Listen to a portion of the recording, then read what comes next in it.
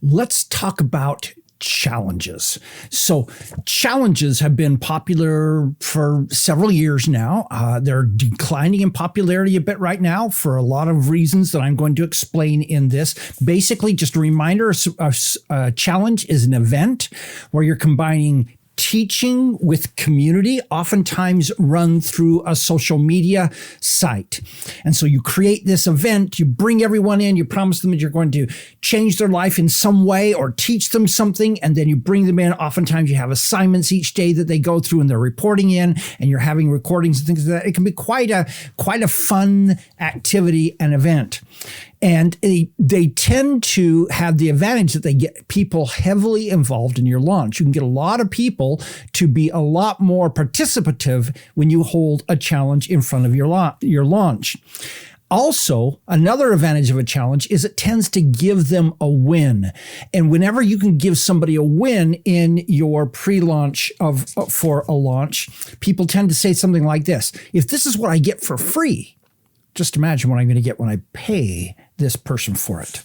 But unfortunately, there are challenges with challenges, especially when you are trying to sell a high-end product at the end of the challenge. And when I say high-end, anything like $400 and above product at the end of a challenge, there are challenges with challenges. Now, some people make challenges work, and some people are really, really good at it. I'm thinking of a couple of people who just nail challenges over and over again. They've got a system down. The challenge is most people don't do very well with challenges for a number of reasons. Let me take you through those reasons. Number one, most challenges are way too long. Whenever I see somebody doing a 2-week challenge or a 30-day challenge, I just look at it and I say, no, don't do that. Because what ends up happening is that people rapidly drop off of a challenge. People just aren't equipped, especially if they haven't paid money to get into that challenge. People just, it's like, they're enthusiastic for the first day, maybe the second day, then third day, I'm too busy for it. Maybe they come back on the fifth day. But there's, in any challenge, there will be a huge drop off. And so I strongly suggest that you don't run a challenge for more than 5 days in this process. Just that's experience has shown that's like the longest you can hold them, but you will still have huge drop off to get there even in a 5-day. Number two, delivering the transformation. Another problem is delivering the transformation you're going to sell them for $2,000 in the free challenge. So if you're going to teach them how to lose 20 pounds and you teach them how to do that in the challenge, why should they pay you $497 to learn how to lose weight? You just taught them how to lose weight. And so make sure as you set up your challenge that you're either doing a separate transformation, or you're doing maybe what I call an introductory transformation. So let me give you an example of this. Let's say that your course teaches people how to run a marathon. It takes them through all the training and equipment and procedures and how to sign up, how to run a good marathon, how to take care of yourself on that day. So maybe if you were to do that, maybe your challenge is, hey, let's help you find the right pair of shoes for a marathon. So the people who are going to be interested in participating in a marathon, this is very interesting to them because they know that a shoe can make or break a race. But you're not teaching them in your challenge how to run the whole marathon. You're just getting them the shoes. They still get a major win, but that major win is not the same major win as you're going to deliver in your $2,000, $497, whatever it is, course. Number three is, hey, not delivering a win. So if all you do is teach them 3 or 4 things, you could have done that with some videos and some emails. You don't need a challenge to do that. And what ends up happening is if people don't get a win out of the challenge, they just say, well, this is just more stuff. Someone's trying to teach me some more stuff. I can get that for free from a blog. What you want them is, ideally, you want them to say, wow, look at how much better my life is. Look at this win that I've been able to achieve in my life that's helped me get towards being able to run a marathon or losing weight or whatever it is that you teach in your program. and that win causes them to buy your program more.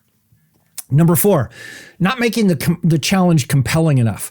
So many people, and I will tell you, as I've looked at thousands of businesses and launches and things like that over the last several years, what I've come to realize is that one of the biggest problems that people have over and over again is they just don't choose something that people really, really want. And if you're going to do a challenge, make sure you're delivering something that people really, really want. They're going to have to spend time and effort to come and participate in your challenge every day. Make sure it's worth it to them to do that. And number 5 is related to that, which is not promoting your challenge hard enough. Because what ends up happening is a challenge is a numbers game if you're going to sell something at the end of a challenge. So no matter what, your challenge is going to look like a funnel. You're going to start with a whole bunch of people on your challenge. Let's just use some raw numbers. You're going to start with 2,000 people on your funnel in your challenge on day 1.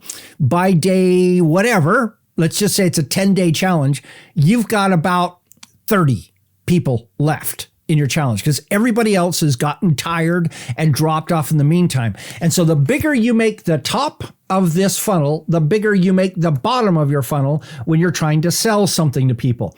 And what the challenge is, so many people come into a challenge with 200 people at the beginning or 400 people at the beginning. And if you got 400 people at the beginning, at the end, you got like 14. And so you just don't have big enough numbers to be able to sell significant numbers of a high-end product at the end of that. Which brings us to my single least favorite part of a challenge, which is the mistake of trying to sell at the end of your challenge. So what you've just done is you've just taken this funnel that I've shown you and you've taken people through it. And at the end, you got 14 people or 40 people or whatever it is. And that's when you're trying to sell.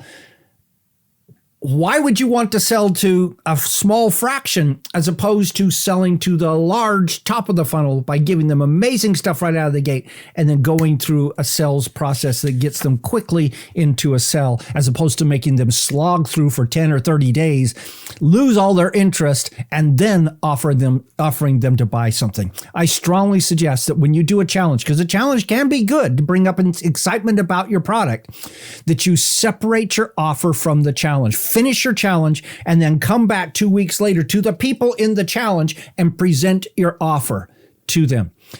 It almost always gets you higher, better results to do that separation than to try to take this exhausted, tired, non-participatory group of people and put them through a launch at the end. Make sure you give them some time to breathe and regroup before making the big offer.